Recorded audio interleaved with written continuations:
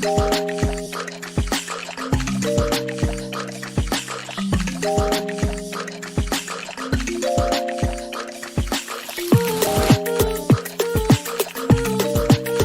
hey, through adversity comes the I don't even know how this is gonna go. I thought I was gonna say some wise shit off the dome, but I'm just like my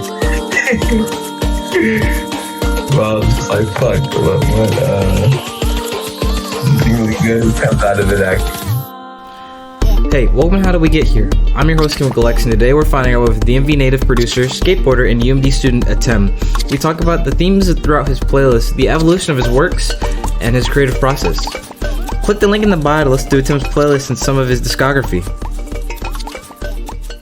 Hey, I'm your host, Chemical X, and you're listening to How Did We Get Here? Today we'll be talking with the most interesting man on earth, Atem. Aw, that's your flattery. It's too much. Nice guy. Thank you for being on the show. How are you doing? I'm okay. School. I'm busy. Trying to be, make my time on this earth useful through education. I've been listening to a lot of music to get by. I've been drinking water. I just had Ethiopian food for the first time last week. It was pretty nuts. Ethiopian? I love it a lot. Yeah, you should have some, dude. It's really good. The bee's knees. They have it's vegetable stuff. Yeah, they do actually. They do. They have vegetarian options. It's great. Love it.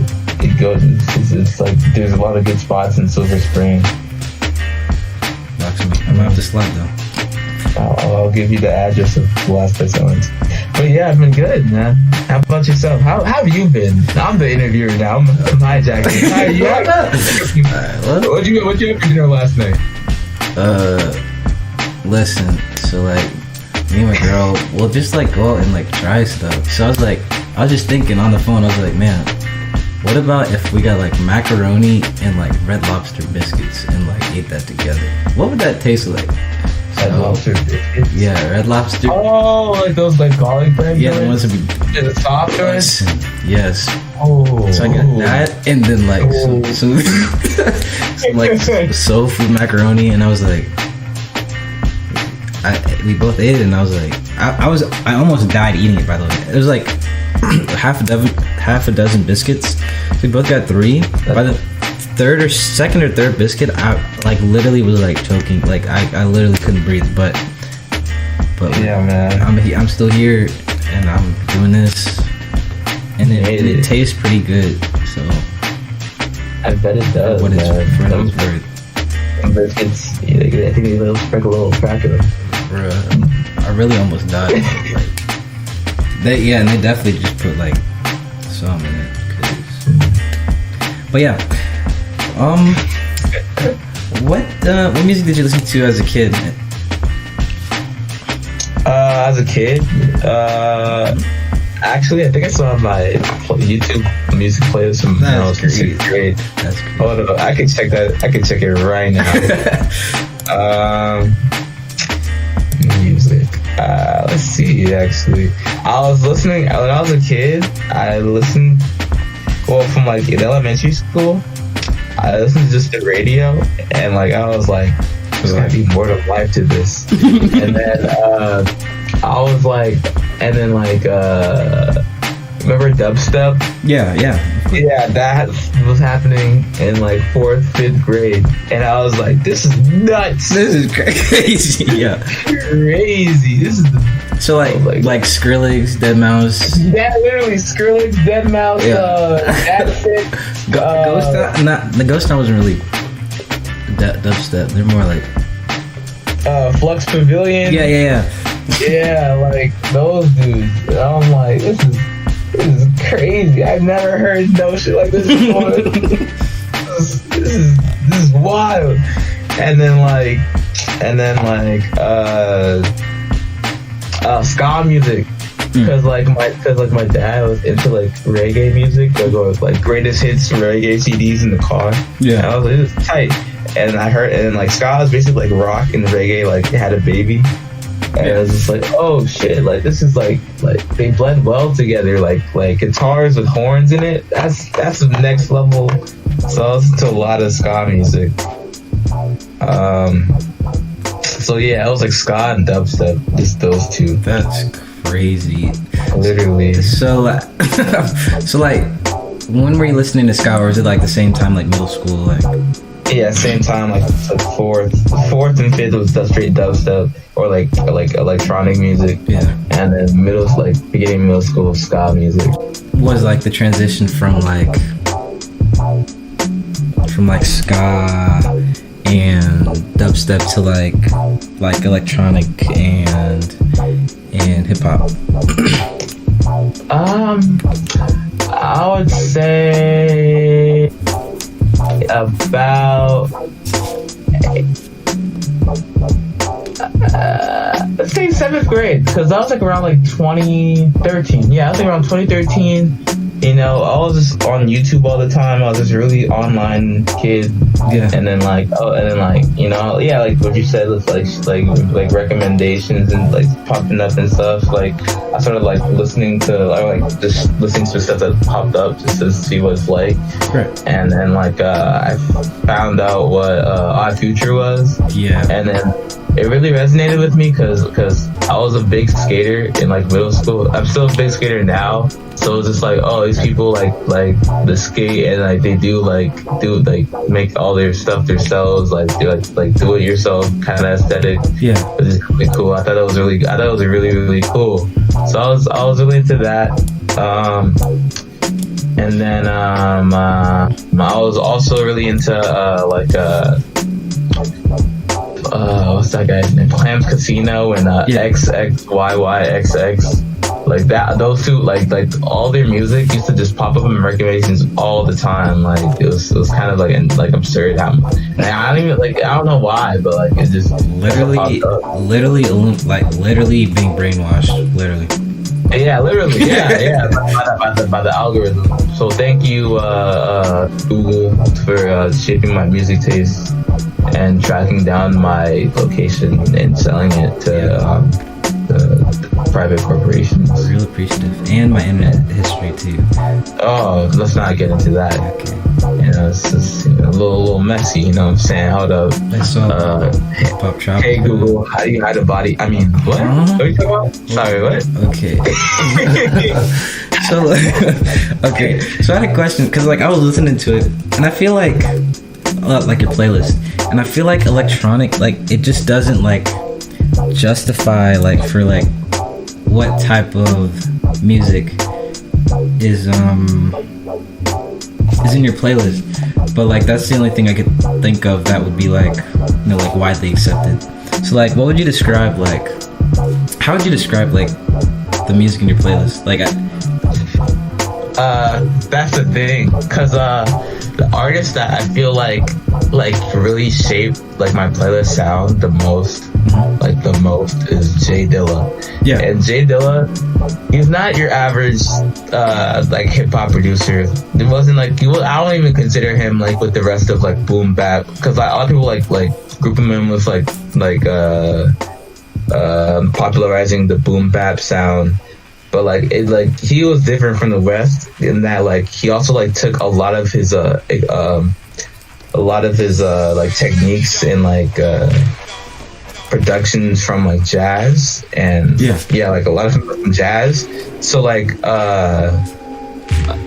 so what was I getting at? So like he uses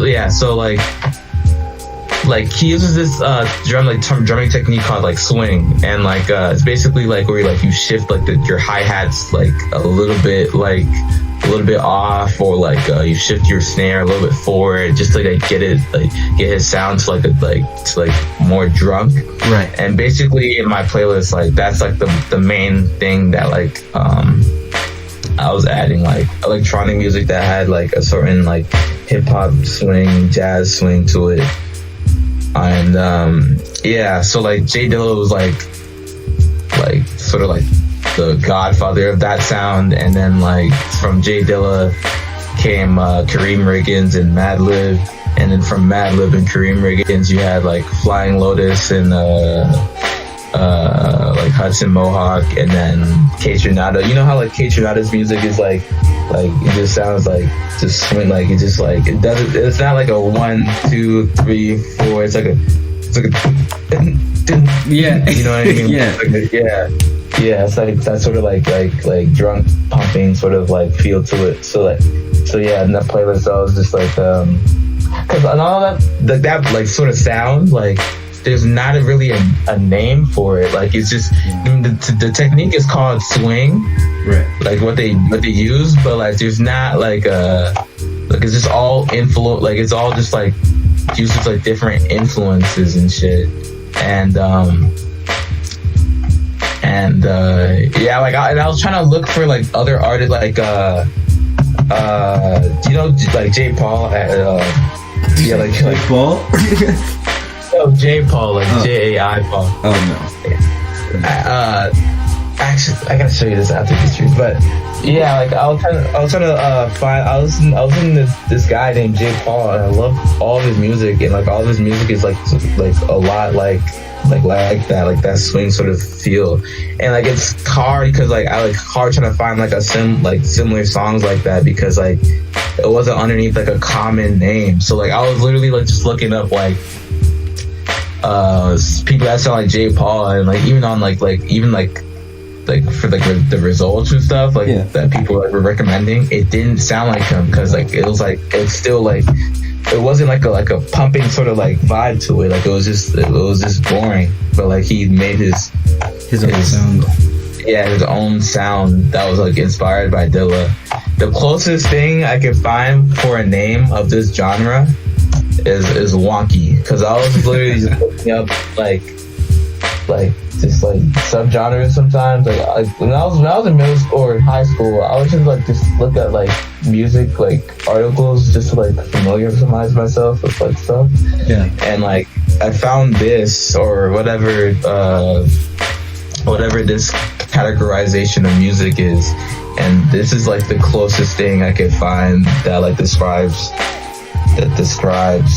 that sound. So I guess you could call it wonky music, I guess. I don't know. Okay, this is wonky.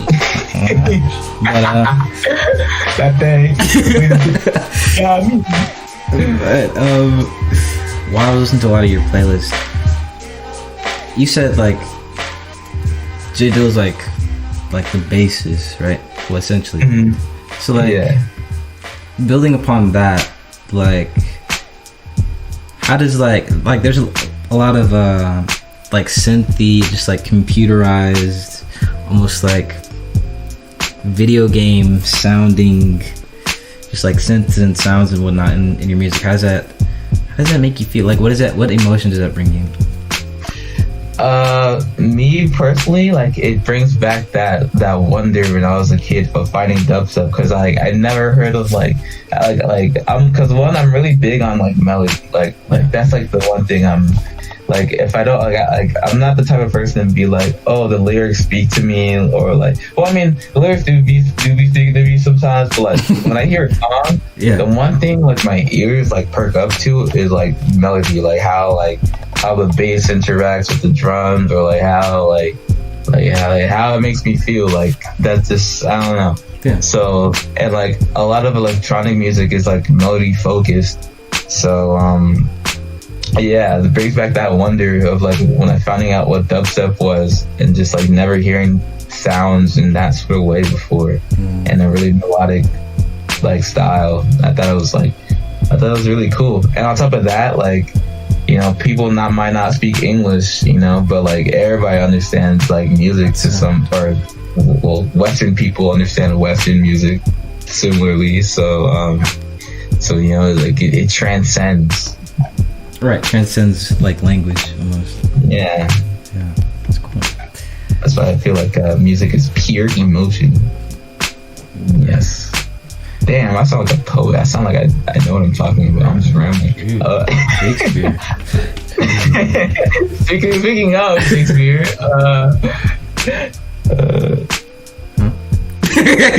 But I mean, because we were talking about Shakespeare. Sure, back. Yeah, okay, anyways, yeah. But next question. You should go to Mario Kart character, bro. Everybody's wondering. When you Man. hop on Switch, I was. we picking. Damn, that's so crazy. My go-to. You know, as a kid, I used to always pick like Luigi because he's like, you know, like known as like the underdog. Like not Mario. He's like the sideline main character. I played Luigi all the time because I was like, you know, like Mario was like the blueprint, you know, and I want to be the guy who just comes up and surprises people. but that's kind of stupid. But like in terms of like actual performance, obviously for Mario Kart DS, like statistically speaking, like Yoshi's like the best character because he's light, he accelerates fastest. I don't even know what. Like this kart is stupid fast. Yeah, like that's really the only like person whose stats like match up. Oh, him, so Yoshi and Rob, the robot. Rob, bro, I never liked Rob. Really? Yeah, when I played against people, I like wouldn't care about what character I was using. I'd literally just like, cause like on the DS they'd never port the bugs and stuff, so I just glitched through the map, just like win the race in like 3 seconds every single time. Oh, it's online. Yeah. Oh, true, bruh. I didn't realize online was a thing as a kid. Like only I was before I knew how like the Wi-Fi worked or like entering in like your your IP to like log.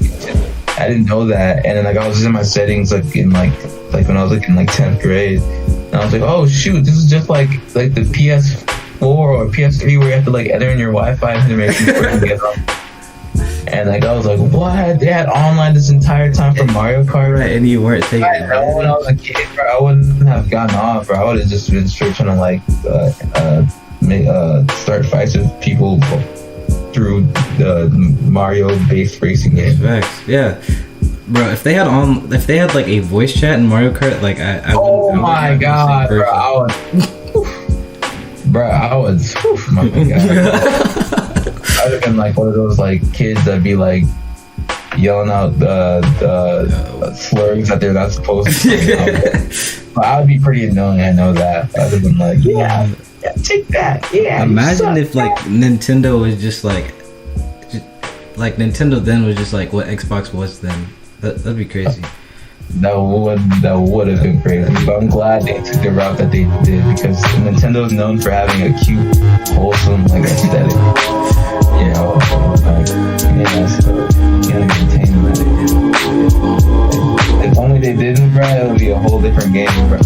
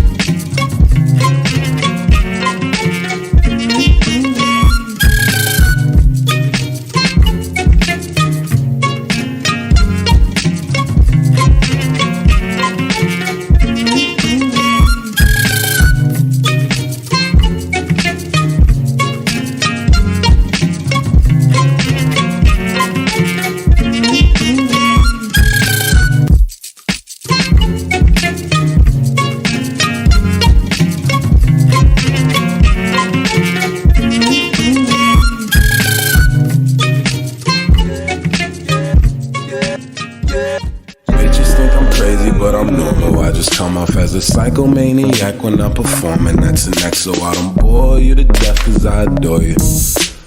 And it's the summer, so keep it by the lake. Park in the road. Keep it by the lake.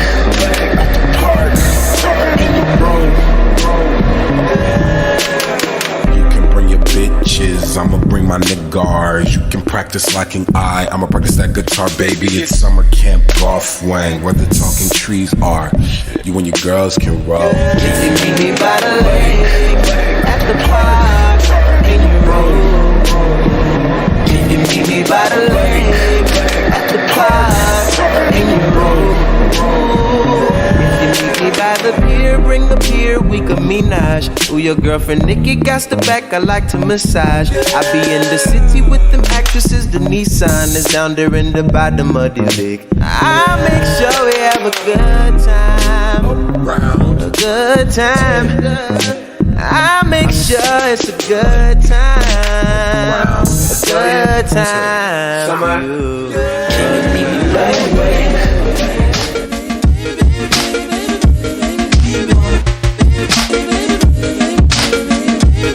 Girl, I want you to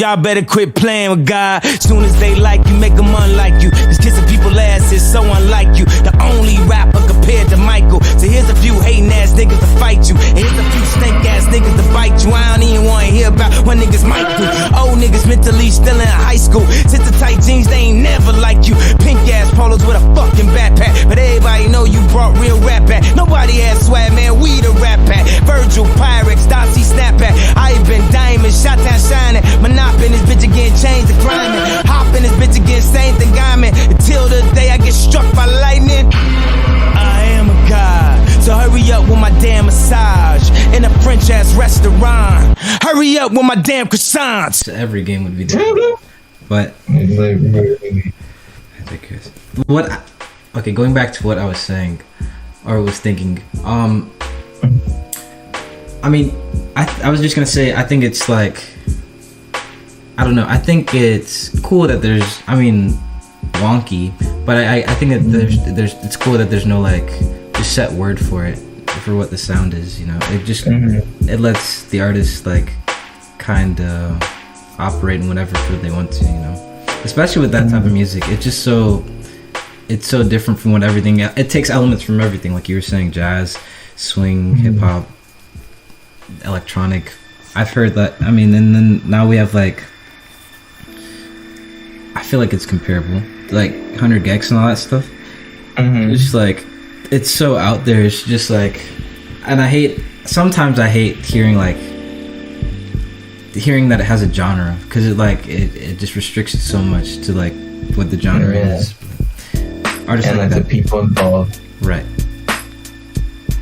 I like the even like this to like the synth patches used like that's the thing. Yeah, that's the thing. That's the beauty of it. Like, you know, the genres are cool, or like whatever it's called, like micro genres, sub genres, whatever the hell. Yeah. They're cool because like people who are into the music, you know, they can find like similar artists and like look for like the sound direction they're going for in that sort of like creative sphere. But at the same time, you know, as artists, like the artists themselves, you know, it makes them kind of like afraid to like branch out, because if they make something a little too out there, or like not out there but like just like different from like the norm, you know, or like it might alienate their already established fans, and it might like categorize them away from what like they were grouped as, and like it just puts you in a box. That's We've seen this so many times, like with I hate to always use him as an example, but like Tyler, and then like what he went from was it Wolf to Cherry Bomb? Everybody was just like, what? But then like for it to be perceived that as it is now, and like how far he's went with that sound from Cherry Bomb on, it's just like it's crazy. Yeah, I remember that actually, because I was listening to Tyler Creator like a lot in middle school. Yeah. And like I remember when like Cherry Bomb was about to come out. I was about to drop like in 8th grade, and like I was really excited. Like you and me, like I was really excited. I thought it was gonna be like, oh, it's about to be Wolf 2, right? You know, but it was probably, I feel like it still is like his most like production wise, his like most ambitious work yet. Yeah. It's probably my favorite project from him personally. Go ahead, sorry. Wow, interesting, nice. That's a lot of people wouldn't say that. Yeah. But yeah, like he just like experimented, and which is really cool. But at the same time, you know, we weren't prepared for that, and he was a lot of like young people's gateway into music, so they didn't really understand like what like artistic progression was. Right. So they hear something that's like wildly different, and like they just dismiss it, like instead of like trying to be like, ooh, that's something nice. Right, like look at it for what it is. Right. Yeah, they don't look at it. They look at it like face value of like immediate, like quick, like, or they skip through the songs, like they don't sit down and like listen to the songs like thoroughly, but they just like skip through it and be like, oh, this isn't a bop, so I'm just gonna dismiss this. Essentially. And a lot of people were hating on it, but now people look at it like, damn, this album is actually really, really good. Like, it's underrated. Right. Yeah. That album's so good. Like, I listened to it a lot as a kid, just because it reminded me so much of like, just like when I was younger. So like when I was like a kid and listened to what like my mom listened to and stuff like that. Yeah, it's a whole lot of older influences. Right. It has a lot of like, I forgot his name. I think it was Charlie Day Wilson. Like Charlie Wilson. Yeah. He him a lot through that project, and it just reminds me of just like old stuff. And like when it dropped, I don't know, I instantly like attached to it. It was just so. I think I listened to it. I like found leaks or something. Oh really? But like, yeah. That one was so crazy, and it just made me so upset that people couldn't see what I saw in it. But like, you know, as you grow up, you learn. It's just different experiences, different perceptions, and stuff like that. Yeah, and through those different experiences and perceptions, you know, that's what makes it beautiful. You know, because people are finding out things for themselves, seeing if they like it over time and all that. That's what makes music so interesting, you know. Like people, you know, might feel a certain type of way about it. Some people might be like, "Man, it's kind of mid," you know. But that's you know, it's truly like a representation of, you know, the human experience. You know, like not even just music, but like just live, like just being with people. You know, some people just like might have different ideas, different adaptations.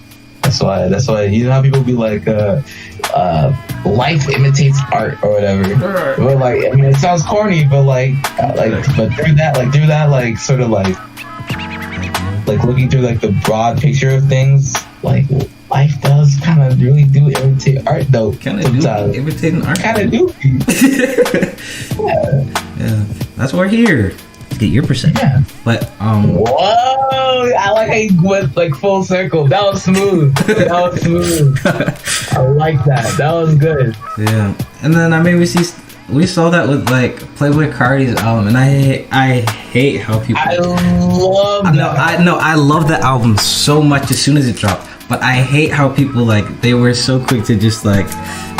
Right. It was like the first like hour, and like people were like, damn this is This is mid-boy Cardi. This is I was like, guard no, or whatever. I was like, no, this is next level, bro. I was driving home from work when it dropped, and I was like, I was literally about to crash. I swear to God, because Oh my God, I forgot what song it was. I think it was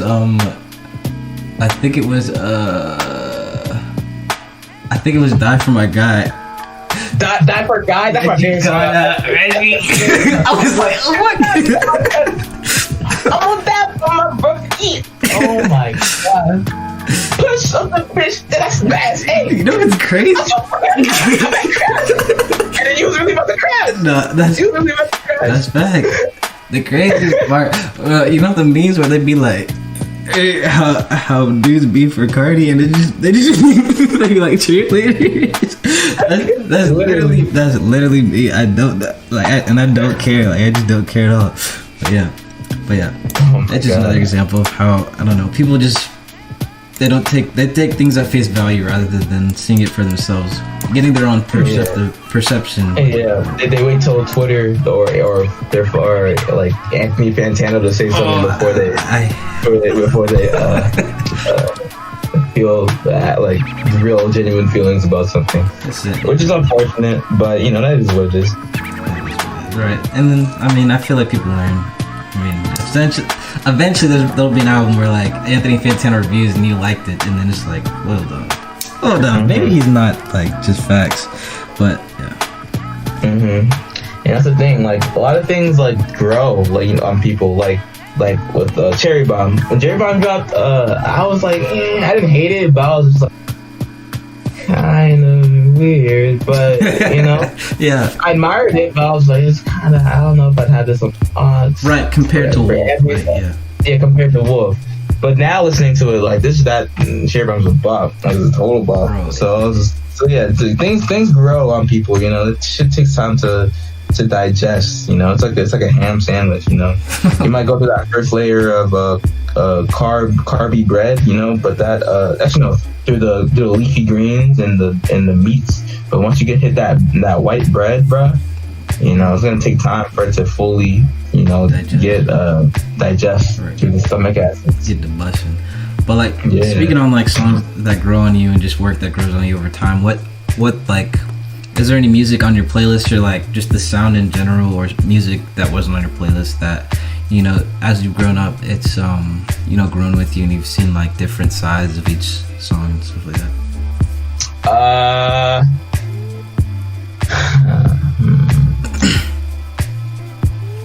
I feel like the best answer to that question is Yeezus. Yeezus, yeah, for sure. Yeah, Yeezus. When I listened to Yeezus for the first time, like I heard Black Skinhead on the radio, but like that was it. Right.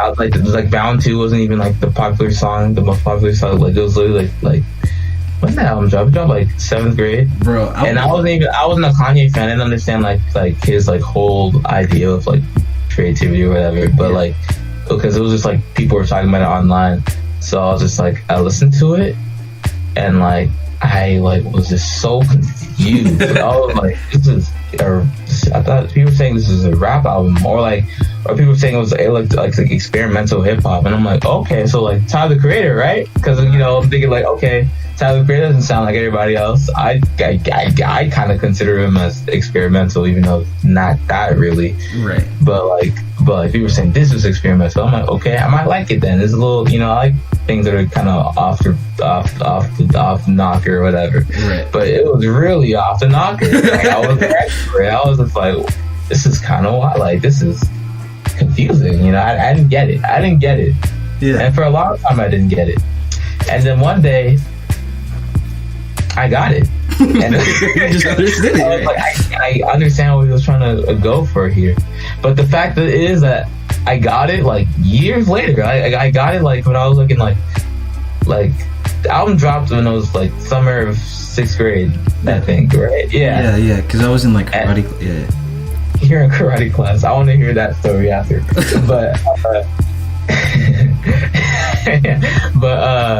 But yeah, and I was in 12th grade, so like I was 6 years after, and like it clicked. I was like, okay, I see what he's trying to do here. Like, right. like it's like this like there's a certain term that Kanye was using at the time. It's called the Zeitgeist, and that word is like the definition of Zeitgeist is like it's like the emotional state of like the present day. Hold on, I'm gonna look up the Zeitgeist. Okay, now Zeitgeist, noun, the defining spirit or mood of a particular period in history as shown by the ideas and beliefs at the time. So yeah, it's like the aesthetic of that period, and for what it was, it kind of like was ahead. So that's why I didn't get it at the time of listening to it. You know what I mean? Like listening to it like as a senior in high school, about to graduate, feeling like the chaoticness of life and shit. Right. Like it's like you'll start to like relate more to me, I guess, like in terms of like the sound he was like and like the lyrical themes. Right, you just got it right. Like, yeah, and I feel like that with like that just happens with like so many types of music. Because like right now, just like personally, I'm listening to like I've been going back and listening to like 90s and 80s and 70s music, and then just because of I've listened to like hip hop my entire life essentially, and like hip hop plays, it's just so like sample driven. So like going back and listening to the samples and then listening to those artists' discographies is just like, and like I would like never do that before. Like I would never do that in like middle school, like high school. I just listened to like what was then, and then like just like what I knew at the time. Just like going back and listening to like the stuff now is just like, it's literally insane. Like there'll be songs that I'll hear like a super duper old song from like the Jones Girls or something, and then I'll hear like it'll be a new song and they sampled it and then like just like flip the meaning entirely, which like it's both like it's like how do I explain it? It's like cool. It's really cool to see, but it's like in a sort of weird way, it's just like demeaning a little bit, just because they shifted it so much from like what the artists originally intended it to be. But but I see how like that perspective can be like shown from it. Yeah, through like sampling and like missing through like all the like the full like creative like the like thing, like say like a sample might like miss like a certain like the most prominent like creative choice in the song that you felt that was like the best part than like what another person might perceive. Right. Like one of the biggest examples now is probably like one of the most recent ones was like that was like what the fuck was it was Drake and Lauryn Hill. They did I forgot what song it was called that Lauryn Hill. I'll think of it in a second. But it was like it was Drake's song where he's like, everybody keep rolling on, but it's like he changed the meaning entirely. It was like, because Lauryn Hill usually has like her songs have like meaning, and then like Drake is just like light skin, but like oh, we're talking about Nice for What? Yes, that one. No. It's like, I don't know. It's just so like the song kind of bop, but it don't hit because Drake hit it. Oh yeah, I know the song. That was the song on Best Education. Yeah, Lauryn Hill. It was X Factor. Yeah, exactly. Yeah. Like he took like such a huge song like that and just flipped it and just like ripped it apart. And it was just like, I don't know. I feel like the sample carried more than what he was saying, but. Yeah, I see how you could say that. I feel like that too, with the Wild Thought, DJ Khaled, the Wild Thoughts, with that Santana sample, and fucking that SZA song that DJ Khaled also was. I hate that. I'm like SZA. You ain't get somewhere. Oh my god! I hear that and it just doesn't make any sense. I like SZA singing, but like it just on that beat, it just doesn't sit right. Like I feel like it's like somebody like scratching like your nails on the chalkboard. Oh my god! Like it just doesn't sit right. Exactly. So in conclusion, you know, Drake doesn't suck, but you know that sucked. What he did, and like, yeah, essentially. Yeah. Because I like Drake. What is it, bro? I talked to you when I listened to that album. It was So Far Gone. His like breakout mixtape. Bro, that is literally like, it sounds nothing like anything else at the time, and like everything, like I can hear so much of everything within now in that like came from that album, and just like, actually take that back. Kanye West was very big. Yeah, I actually take that back. Kanye West was such a big, huge inspiration in that album, but like, I don't know, I feel like he kind of made it his own a little bit. Yeah. 'Cause I forgot Kanye was definitely like the biggest thing at that time. With like 808s and stuff. Yeah, 808 Heartbeat. Even with like that album, like on So Far Gone. What was it? What was that song? The pop song that he had. No, yeah, even for like a lot of the tracks on So Far Gone sound like it could be just straight from 808s. Like, yes, yeah, like it was like, was it like Lust for Life? Yes. Like, I have a lust for life. I love that song. And then he was to land in Vegas. Like, it would have been good at 808s Part 2. And then like, what was the next track? It was track 3. It was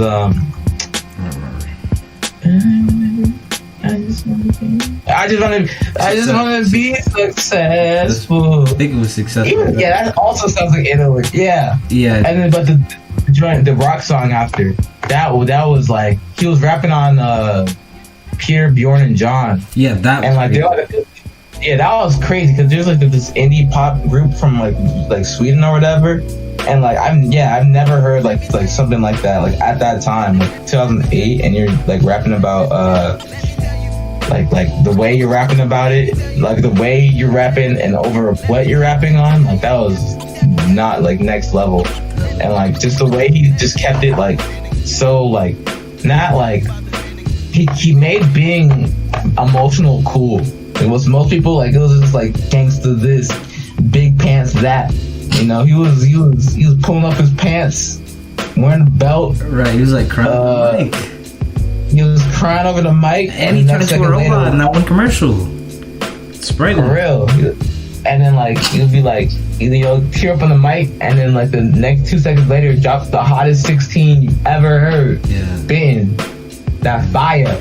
Yeah. Can we bring back that Drake, please? Can we bring back that Drake?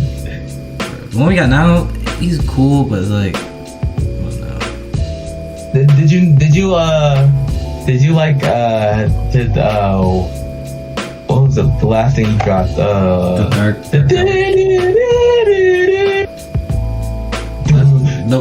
Yes, yeah. What's next? I gotta check today. I thought that was heat.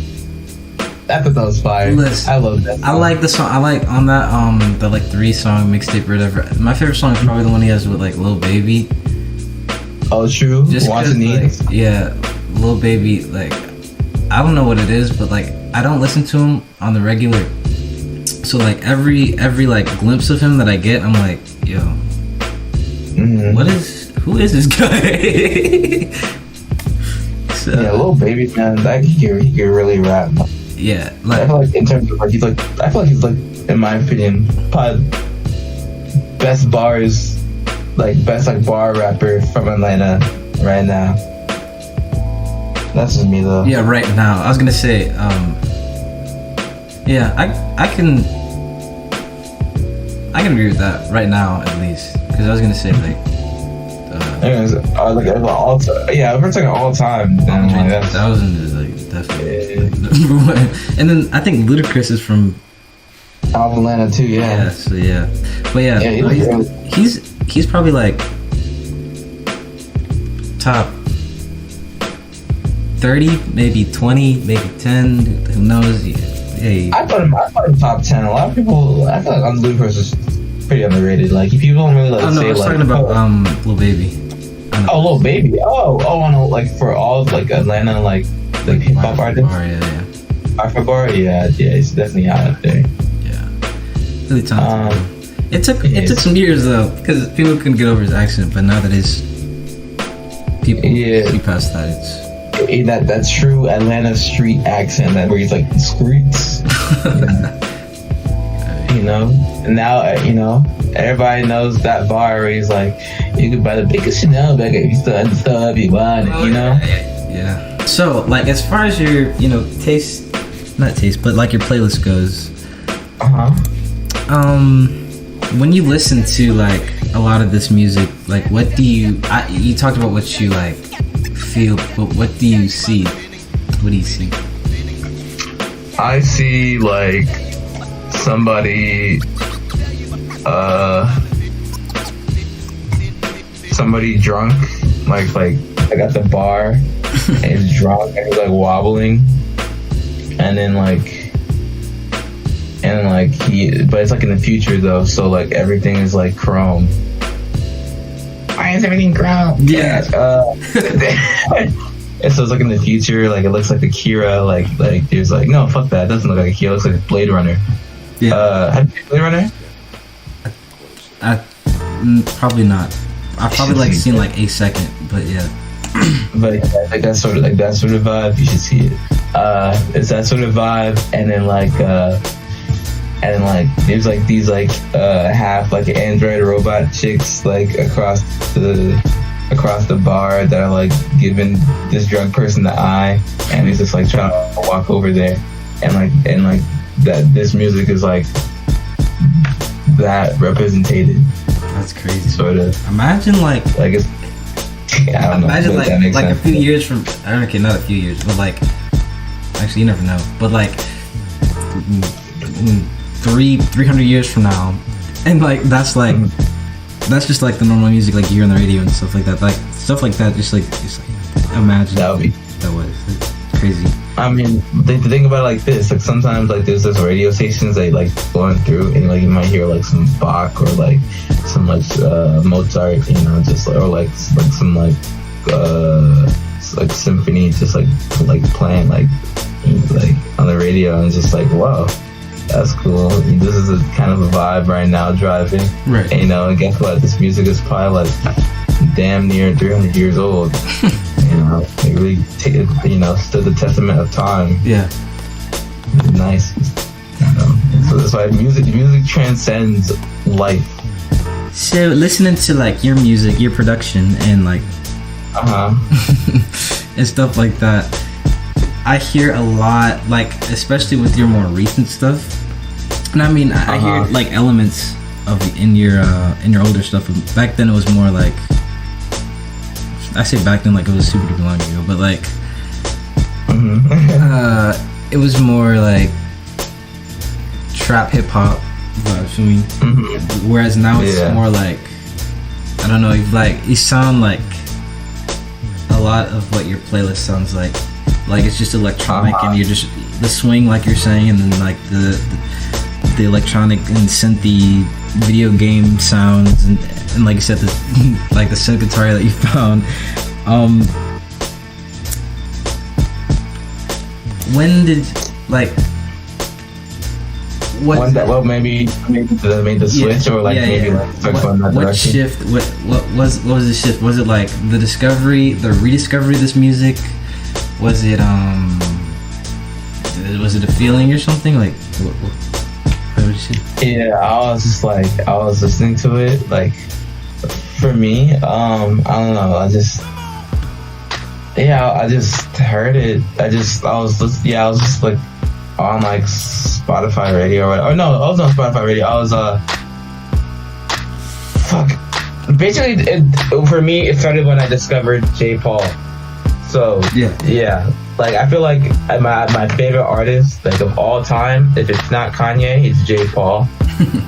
And so basically like who J. Paul is like, is this guy who had his like demos leaked. He was like some college student that was making like demos on his laptop in like 2007 to 2010 or whatever. And like he was making like shit that sounded like really out of this world. Like he would take inspirations from like literally anywhere, like inspirations from like J Dilla to like South Asian, like Hindustani music scores or whatever, or or like to all the way to, and then bringing it all the way back to like Prince and D'Angelo. Yeah. And it's crazy how like he made like influences blend and all that, all while maintaining like that sort of like swing vibe. And like I love it. I love his like all of his music. And I was just like, this is like the most like this is the craziest like production I've ever heard.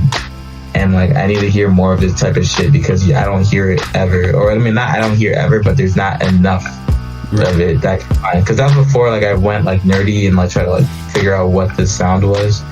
So I was just like, well, if I don't hear it enough, might as well make it myself, like, or what I'd imagine it would sound like. Right. So that's when I started like stepping away from like making trap music or like making like type beats. Yeah. And like I used to have like a BeatStars, not a BeatStars page. I had a Track Train page. Yeah, Track Train, for those who don't know, is like a beat selling website. You like sell beats for like rappers, I guess, and you like you tag it with like, oh, you want a little baby type beat, oh, you want a hard trap type of beat, or you want like an Eminem type beat, whatever you like search for or whatever. Yeah. So you just make it like easily digestible, and then like J. Paul's music was like super like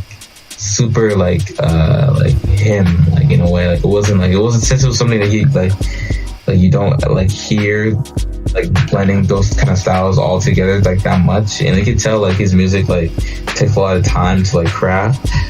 I was just like, I just want the coolest sounding. I want to not sound like him, but I want to make like shit that like resonates within me, not just other people. Right. Because I'd make beats that'd be like, I would immediately feel it, or like piano, like I would just make like piano type beats. I wouldn't really feel it, but a lot of people are like really into that sort of thing. So I was just like, well, to make it, maybe I might sell it, make for $10 or something. But yeah, I was just like, you know what? I'm gonna start listening to this a whole bunch and like try to learn what this guy is doing. Right. And right, like I'm gonna make what I want, basically. Yeah, I'm like what I want. Yeah, it's gonna make me sleep good and be like, damn, I'm hyped I made this. Yeah. So yeah, it was basically when I listened to his demo thing. It's called Bait Ones by J. Paul. Whoever's listening, I strongly recommend you listen to. Actually, no, don't listen to the one on streaming. Listen to the one on like the actual like where is it, like is it on Bandcamp or something? Yeah, hold up. Cause the streaming versions and the like the leaked version that came out in 2013 versus the one that's on streaming, they cut out a bunch of the samples, and like some of the samples are like the cherry on top. But yeah, I'll link it in chat. Like it should change my life. Like I'm so serious. Like if there's two albums that changed my life, like when I first heard them, and that I needed it, like I needed like to hear them like at the time of when I needed to, like they came out like just the perfect time. It's 808s and Heartbreak by Kanye, because I was going through my first like high school, like middle school, high school, like heartbreak, and then this is called Bait Ones by J. Paul. Cause like I was like out of like I wouldn't say like a musical plateau, but like not, that wasn't like I wasn't really as hyped as I was on anything like this with like wonky swing music. Yeah, you were like, right. It's just kind of like the discovery of something new, and it's like, yeah, and the experience of making music more enjoyable, right? Yeah, it made it way more enjoyable. It made me be like, oh shit, like this is what like makes me like every time I listen to that album, like there's always something new I can pay attention to, whether it be like the way like the live drum sounds, to the way like the synths like just sparkle, or like the way like he manipulates his sample like so effortlessly. Like there's some new shit like I could just piece out. take away from. It's just like something I don't really get with like a lot of music I listen to today. So not that I'm gonna be like, oh, music sucks, but I feel like, to me personally, this is my favorite shit in the world right now. Yeah. Right now, I'm saying it right now because I know that my tastes are gonna differ years down the line. Right. But right now, I'm pretty hyped on this. That's crazy to think about. Cause like right now, I'm into like old people music. So like when I get old, what am I gonna listen to? Yeah, right, exactly. Old stuff, or is like, am I gonna like listen to like new crazy stuff? Like, you what? That's crazy to think about. It is crazy to think about. It is very crazy to think about. But that's what makes it so exciting. That we don't know. Yeah, I listen to like Alchemist, Freddie Gibbs, and what's his name? Madlib and like Boldy James and just people that sound old and old people, like people that are like 30 and up listen to, and they're like, bro. I mean, I'm sure there's like 20-year-olds, but like what they go for and like they target different guys. Like what? I'm like, cause listen to it. Like, but nuts. It really is nuts, man. Yeah, it's crazy. His music is really. What? When did he get here? Oh, hey, gang. How you doing? What's up? Is this dropping by? Yeah, just want to pop in, come we'll have it. Okay, well, yeah. But yeah. Do you have anything to say about it? Like what you listen to right now, Kane, compared to like what you think you'll be listening to in the future? I mean, I don't think you could ever predict, but just thinking about it, you have anything to say about it? Alright, you know what? I have no idea. I don't really have an idea what we're talking about. But I'll just talk. Okay. I feel like you said the future. Yeah, like as in like, I mean, you listen to what type of whatever music you listen to right now, but like, yeah. You jump around with like listening to different music, and then it inspires you in a different type of way. Like, what do you think will be inspiring you in the future? More like R&B, like old, like 70s, 80s R&B stuff and soul stuff. Yeah. I don't really listen to that much of it right now, but I feel like that's something that I'm eventually gonna grow a taste for. You know what I'm saying? Yeah, bro. I listen to all that stuff right now, so I could definitely hit you with like some links whenever y'all interview me. I got y'all just there. But anyway, yeah. So as far as like you said, I pretty much answered the question. But most influential artist when it comes to production is J. Paul. J Dilla. J. Paul. J Dilla? Oh. J. Paul. No, it's not Jake Paul, it's J. Paul. If you were here, you would have known, but you were here. Okay, well, I mean, yeah, if I was there, I would have known. But yeah, why did you do it? Cool. As far, I mean, like, yeah, explain. I don't know, just the production techniques and like sample choices and like drumming techniques too. Like these like the foundation. But I feel like J. Paul, like he took it to the farthest creative point yet, in my opinion. Yeah. Him and this guy named Ben Khan. Yeah, dude. Yeah, they're both these Indian, or these British guys of Indian descent that live in London that just make groundbreaking shit. Imagine being from London. Yeah, man, it's just gonna be rainy. Dirty all the What do you call people from London? London? Huh? British. What? Londoner. Lundy's nuts. But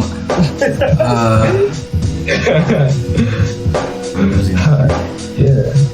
But yeah, you talk about influences. Yeah, so J Dilla in terms of like just the foundation, and then J Paul for like what it could like taking it to its highest potential.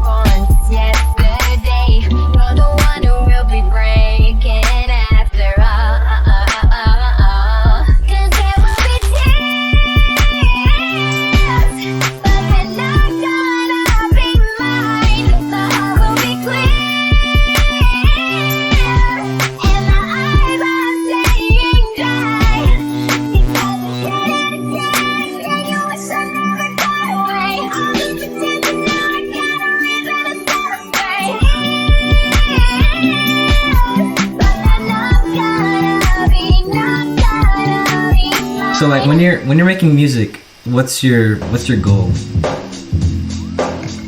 Honestly, That's pretty broad, but like, yeah, that's the question. My goal? Yeah. I mean, the method I make music, like, I try to like have an idea in my head, like before I get on the computer and then try to flesh it out. But that shit never works for me. So for me, what I do, I just sit down and just improv it. Like I just like think of like I just set some like drums down, some chords, see how I'm feeling, and then see if I like it a week later. And if I like it later, keep going. I try to. I'll be like, okay, let me actually finish it out, like flesh it out, arrange it, EQ it, mix it, or attempt to mix it. I'm so bad at mixing. I'll try to finish it. Yeah. So like that's me. Like I just sit on project files and then go back maybe like a month or a couple weeks later. Like right now, like I made like a whole bunch of like demos in December that like I was just like I don't know what to do with them, and then now I'm like actually trying to like finish them. So yeah. Yes, please finish them. Thank you. So, like, Thanks, Kang. and it's interesting because Kang, I don't know, Kang was like he can operate like you made it seem like you can operate like wherever, like you like with friends and stuff. Like can you have people around when you're making stuff? You like making stuff alone? Yeah, because like I mean I haven't done it a lot. Like the only time like I really made music with somebody was with Kang in the studio. It was actually really fun. It was really fun, but I just found it really hard, like trying to like flesh out melodies, because like I don't know, I can't. I feel like Kang is like, since it's like he actually knows how to play keys and stuff. Like yeah, you look goofy next to him. Yeah, I feel the exact same way, bro. It's like I don't know, but like I don't know. It's something about like being around someone. It's just like it doesn't like throw the vibe off necessarily, but it's like I can't go as far into what I was thinking if I'm with someone else. Yeah, that's what you're saying.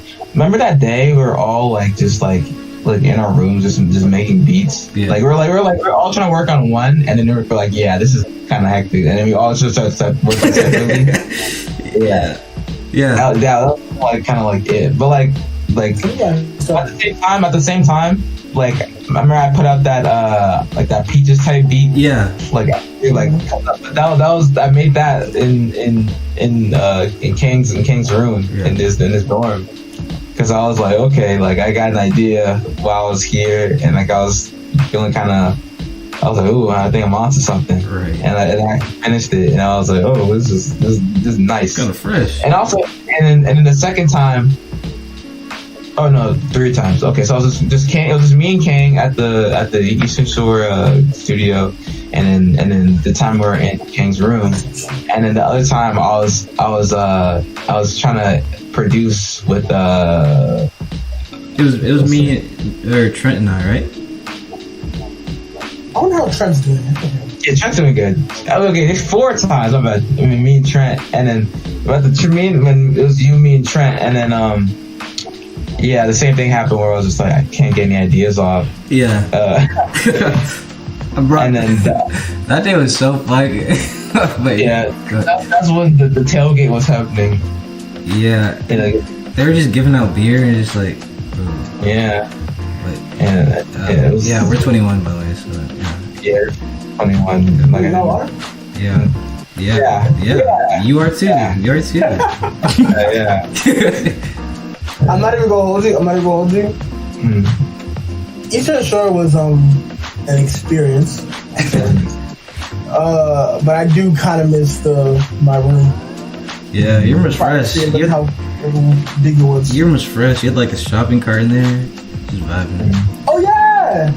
Why did I have a shopping cart in there? Bro, I just sat in there, bro. It's kind of clean. I kind of want. I maybe want my own shopping cart, but like, there's no way you're getting into Hartford and like staying in Hartford. Yeah. How did you pass room inspection with a cart in your room though? Actually. Pardon? How did you pass room inspection with a cart in your room? If I'm gonna be honest, I don't think I ever passed room inspection. Okay. Really? Like I think I failed repeatedly. That's so crazy. Our dorm, motherfuckers was having dorm inspections like on a weekly basis. What kind of college does that? I mean, it's Eastern Shore to be fair, yeah. But I mean, yeah. There's definitely valid there, cause like there's so many people that just do stuff that they weren't supposed to do. Yeah, stuff that won't get into because it's kind of permeating. Yeah, and we don't do it, so yeah. Yeah, we totally didn't. Y'all remember the person? I don't think either of you guys were. No, you weren't on my floor, so I don't know. No. Somebody was using the bathroom. They just left socks. Like they slid their socks in the toilet seat. I just left it there. Oh yeah, little things like that. Yeah, little things like that can happen. It's just short. It wasn't even like and it would be bad. It was disappointing. They would leave it on there. Socks, it would be white socks, and like it would be like yellow after people pee on it. Like they bro, the socks on the toilet seat. So I guess they were like trying to like hover, I guess, and they would leave it there. And like it'll just absorb like other people's pee after days, and like you can't sit down on it. Bro, it was literally just high school part 2. That's what UBS felt like. It was just high school part 2 because everything was so easy. And okay, I never took calc there, thank God. But I mean, now I'm just suffering the wrath. But like, I'm not even gonna lie, I kind of wish I took more math classes. I just yeah, facts. That's facts. But yeah. Like stuff like that is like, bro, is this what college is supposed to feel like? Cause, like, bro, we're peeing on socks, like that. But yeah.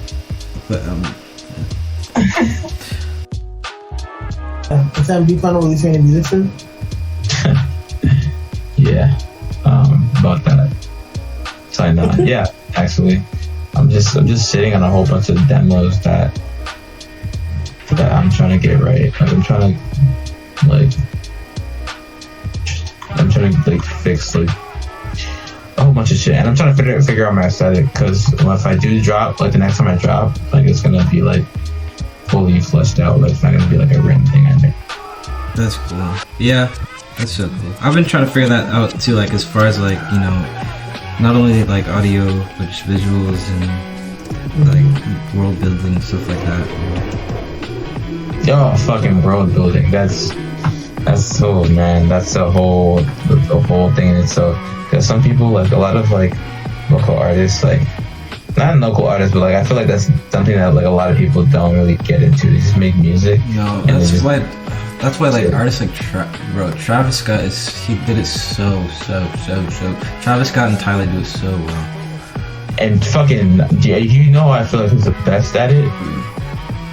People are gonna be like, oh, Kanye, but no, I feel like the best like world builder like ever in terms of hip hop is Childish Gambino. Bro, he is so good at it. Like last album, it just felt so like, oh, it's just so like just big.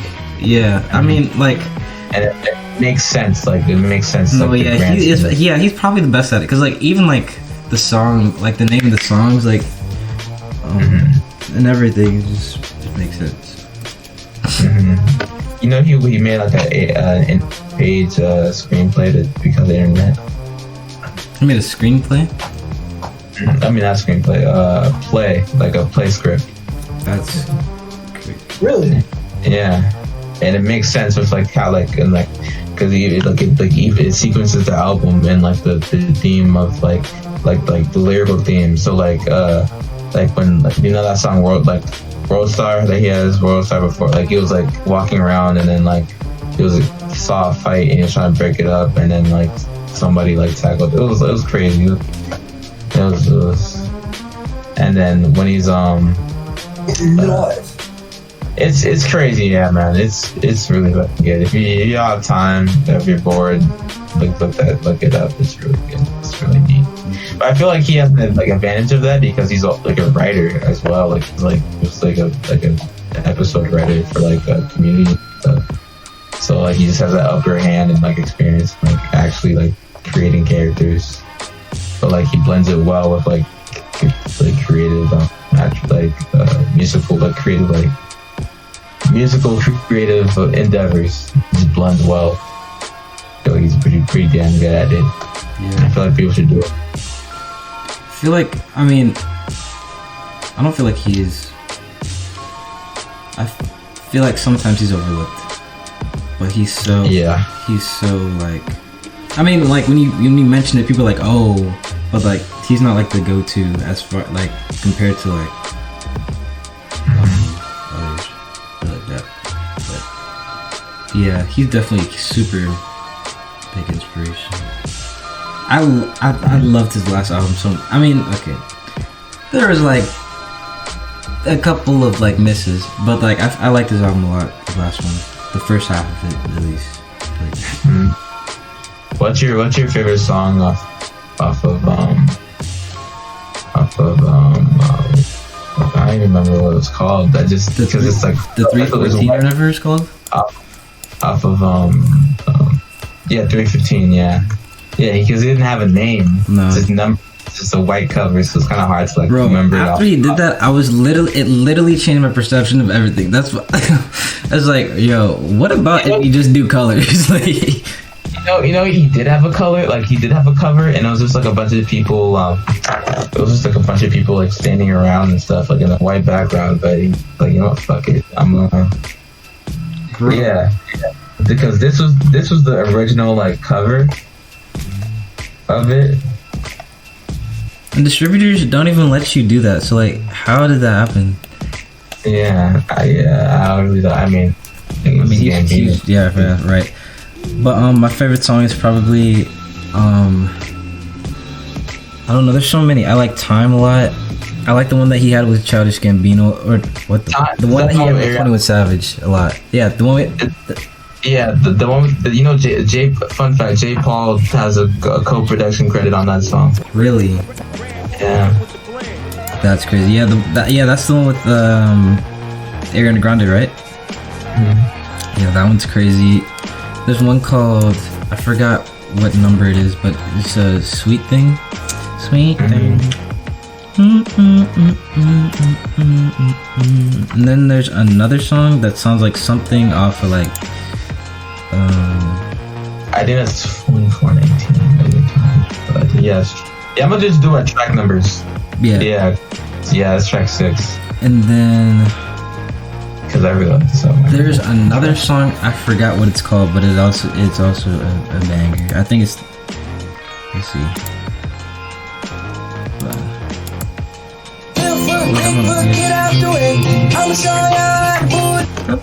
Okay, yeah, there's like 1 or 2 other songs, and there's one song that sounds like it's off of Yeezus or something like that. I was like, yeah. It reminded me of Yeezus, so I was like, that's cool.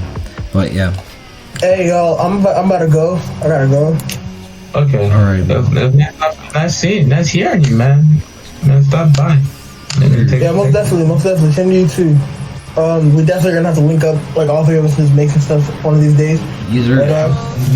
Yeah, I'm gonna see you guys. I'll let you know what happens with the win. Alright, bro. Yeah, post it. Let me know.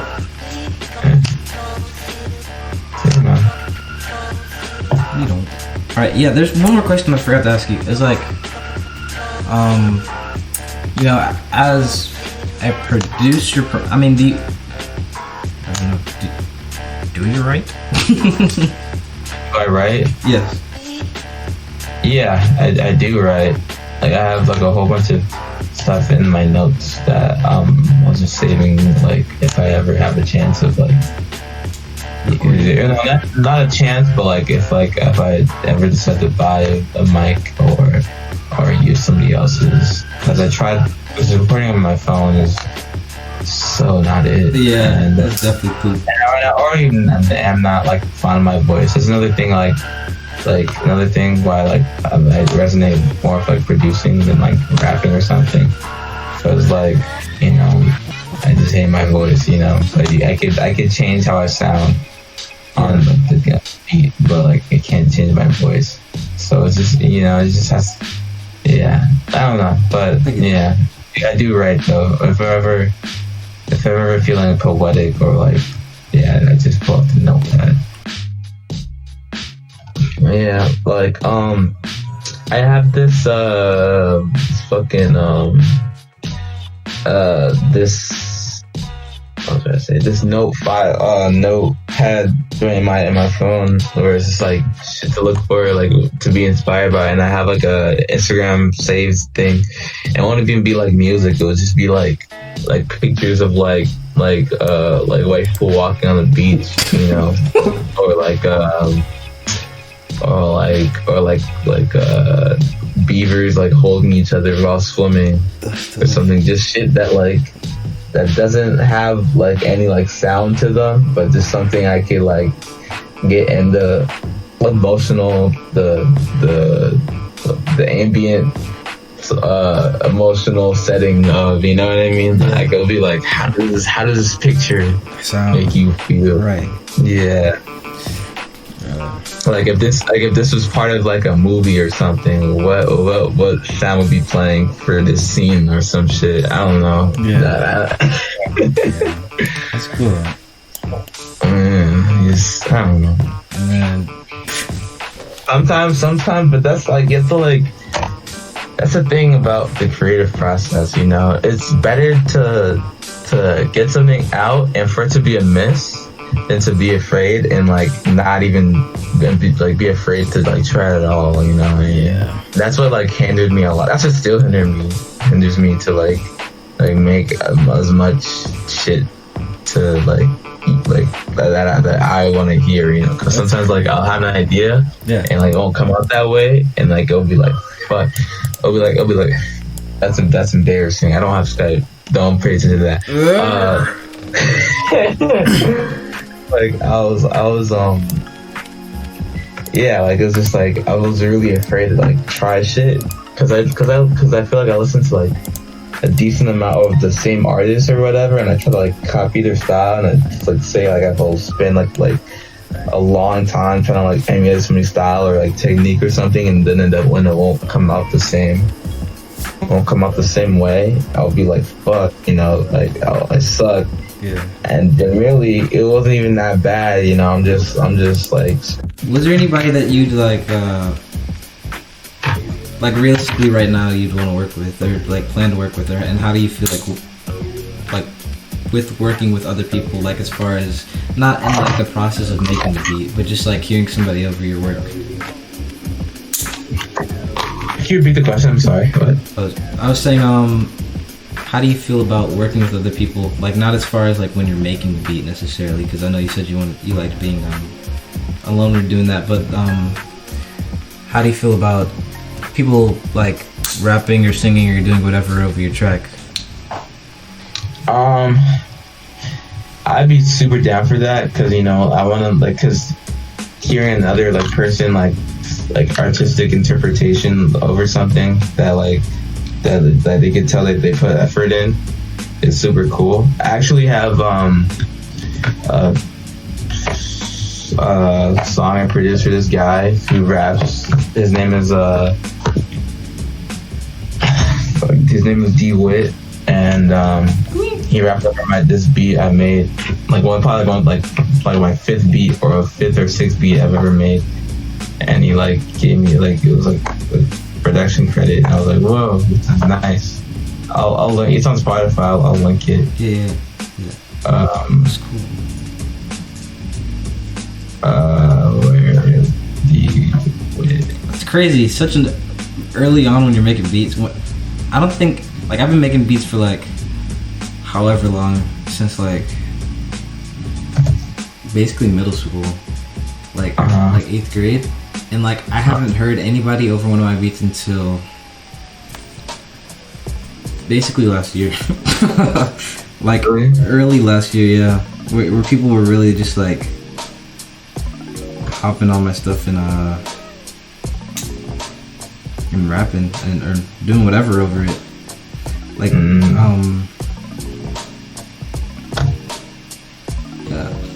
people like remixing and stuff, like mixing your beat into like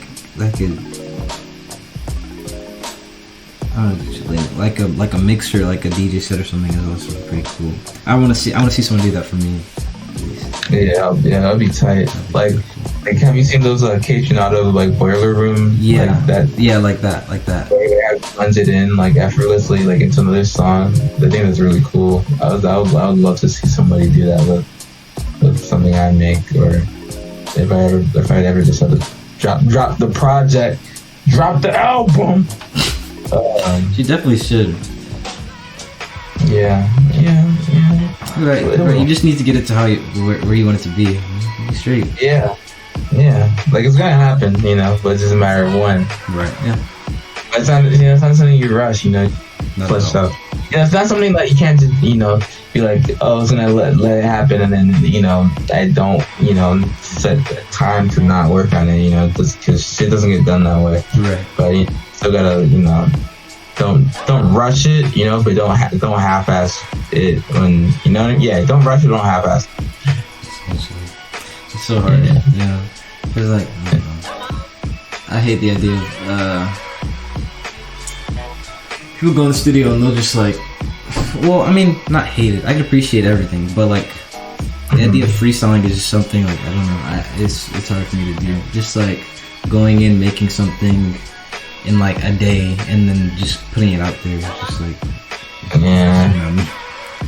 this is rubbing me the wrong way. Unless it's just like, it's that in the moment, it's like, wow, I made that in the moment. Like, I've done that like maybe once with somebody else, but it was just because we had such like a vibe going on. It's like, bro. It's like very, very specific circumstances where, I'd be down to do that. Yeah.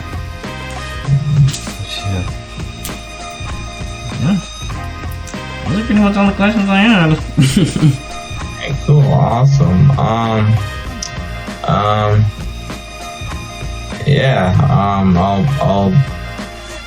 I'm gonna drop something soon within this year. It's not gonna be one song. It might be 2 songs. It might be a beat tape, or I might on some shit. I have a lot of ideas that I'm just stocking up on, that I've executed and I'm refining. Yeah. And just look out. my SoundCloud page. Nah, fuck that. If I really like it, or like if I'm really hyped on like whatever I finish, I might just actually drop it on streaming. Bro, but the thing about dropping on streaming is that, like, especially when you're a new artist, you know, you don't have like a following, or like not like a following, but like just like some people who would actually draw and listen to your music. Right. Like, I'm just gonna drop like I've been in a lot of like music discords. Like, I've been in the Kenny Beats one a lot, and people like I was trying to make friends over there, and people there are really cool. And like the J Paul Discord. So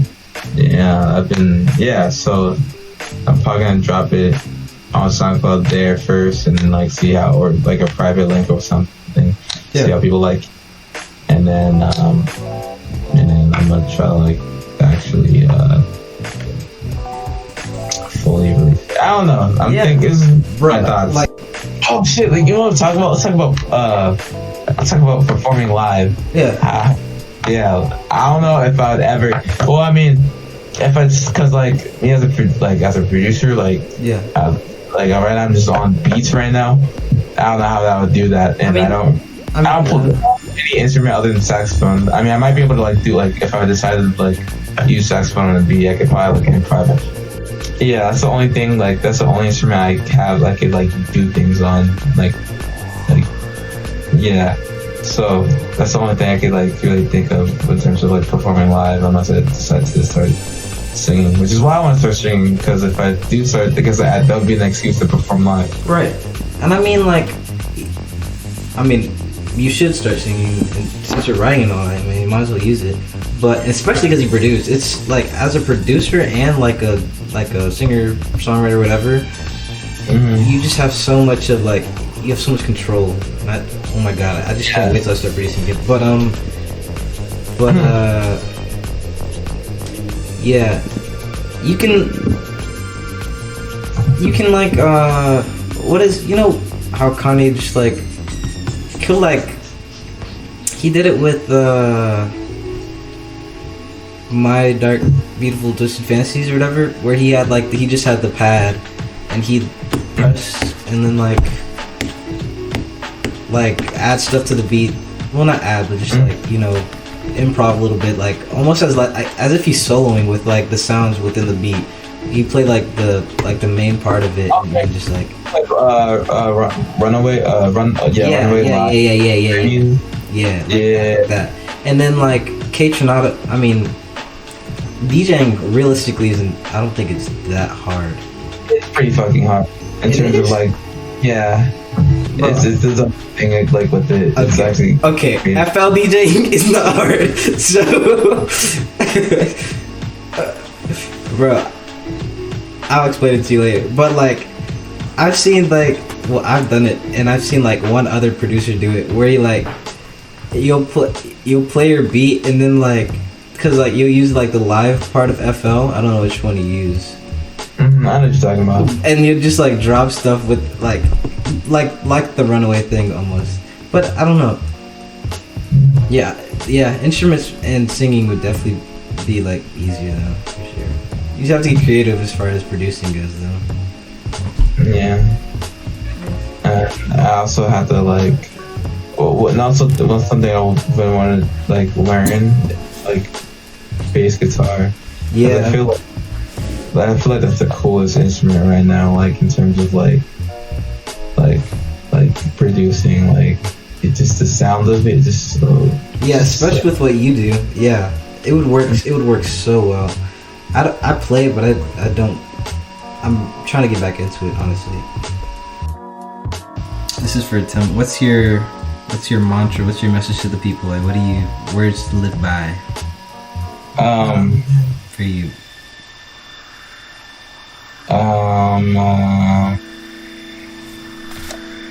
You want to go 20 to 24?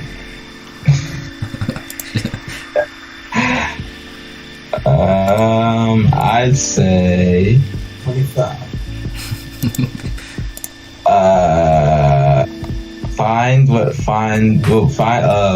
something people say. The meaning of life is to find meaning. So just do what you're hyped on, and don't be afraid to try out new things, because you might end up liking things. A lot of the time, people, you know, they might feel stagnated, or like they might feel like something like their life is boring. You know, try to, you know, switch it up. Just do something, you know, you wouldn't expect yourself, or you wouldn't see yourself doing. You know, it might just make your experience all that much worth it. Yeah, you know, listen to new music, find some shit to be hyped about. Talk about it in the Discord with some of your buddies.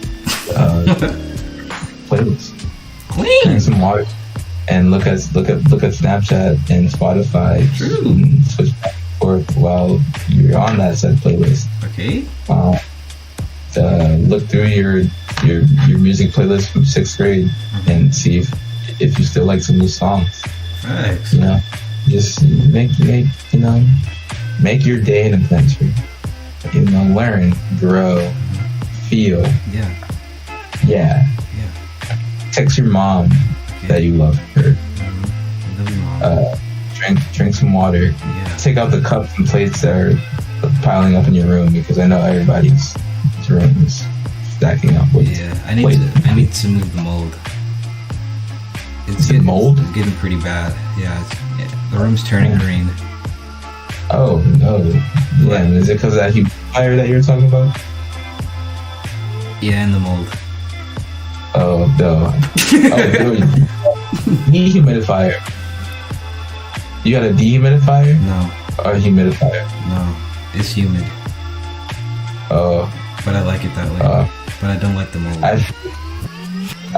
You should just get the wallpaper's peeling. Oh, you have wallpaper? No. Yes. The paint's peeling. Oh man. So yeah, they probably have like mildew, because but they like that. Yeah. They like wallpaper. And I saw a roach. A roach? But it's okay. Yeah. Because I like it here. You like it here. That's all that matters. Yeah.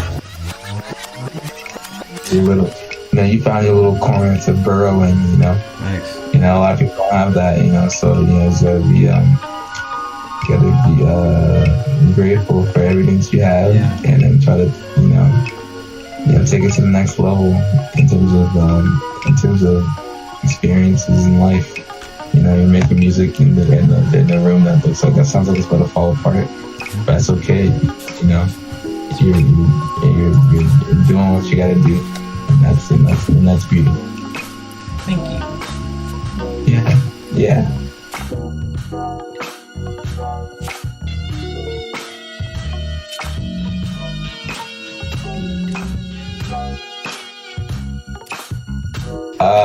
My name's Atem, and you're listening to How Did We Get Here on